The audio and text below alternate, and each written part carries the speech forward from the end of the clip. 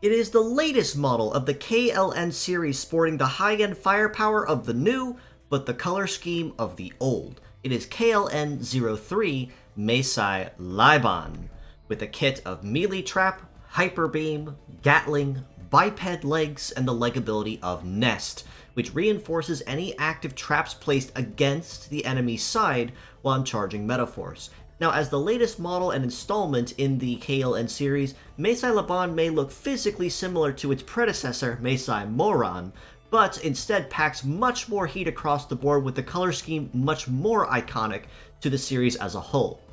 Melee Trap is a setup-based skill that will serve as passive aggression while on the field, and while the trap is active, any enemies that try to use melee-based skills, that can be anything from a sword, power hammer, beam sword, whatever, anything that has a melee skill will trigger the trap and cause passive damage over time, as long as the trap remains intact. The trap also has a limited number of uses, of course, before it expires and must be reset. Hyperbeam is an optic attribute shooting skill, but also the much higher end one and arguably one of the strongest of the game, where it has a ×2 power bonus at a 30% charge, and a ×3 damage bonus at 100% charge. And in addition, it also is packing pierce damage at base, which means this is a very powerful skill you can use just about anywhere in any dedicated shoot nuking build or kit across the board. Gatling is a more conventional shooting skill, which is a scattered AoE, meaning it will damage one part normally and then damage two others at random at 1/3 of your damage. Now, when it comes to Maasai Laibon as a whole, he's actually a little tankier than I give him credit for, which actually works very much so to his advantage. Even if some of his stats may be just a little bit squishy on his legs, which I will get to in a second, he is packing some pretty solid heat across the board with moderately good coverage. His leg stats as well are nice as well, in that nice little sweet spot you'd want to be in, but really no lower than, with mobility at about 783, so definitely higher tier compared to most standard biped legs, but definitely not the fastest there is either.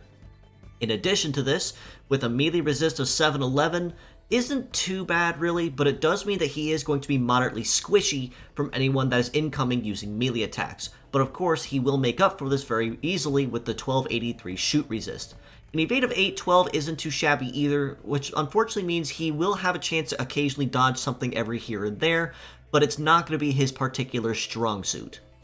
Now across the board though, as mentioned, he is moderately tanky too, at about 3800 HP for his head, about almost 3500 for his hyper beam arm, and about 3100 for his left arm, and about 3800 HP for his legs, much like his head. This means that Maasai Laibon can definitely take a hit moderately well without it crippling him too easily, despite how fragile or thin looking that he appears. That being said, as a pure set score, I do honestly have to rate Maasai Laibon a pretty solid 7 out of 10. He has moderately good coverage and has very good damage output potential with Hyperbeam. The one particular drawback I do see with his kit, unfortunately, is while his resist stat against melee might be just a little bit subpar compared to most other models,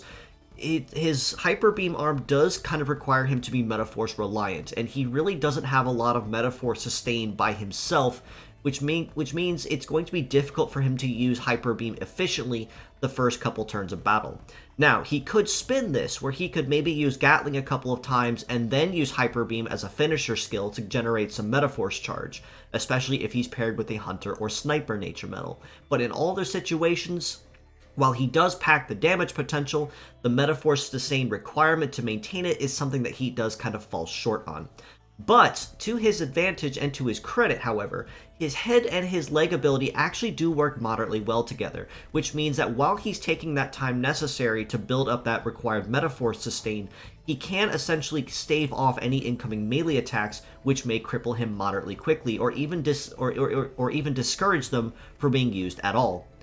As mixed parts, I would honestly have to rate him just a little bit higher at a 7.5 out of 10. Given that, like I mentioned, he is moderately tanky across the board despite his deceiving appearance. His leg stats are relatively nice in the little sweet spot you'd want to be in, so not the greatest, but not the worst either. But Hyperbeam is definitely going to be where he really shines, as that's a skill we do not see very often in the gacha pool or in highlighted banners at all, because only a very small handful of models have it. But now, not only do we have access to it yet again, We also have it on a particularly rare part, and that is a right arm, whereas normally Hyperbeam you'd only see as a head skill or a left arm.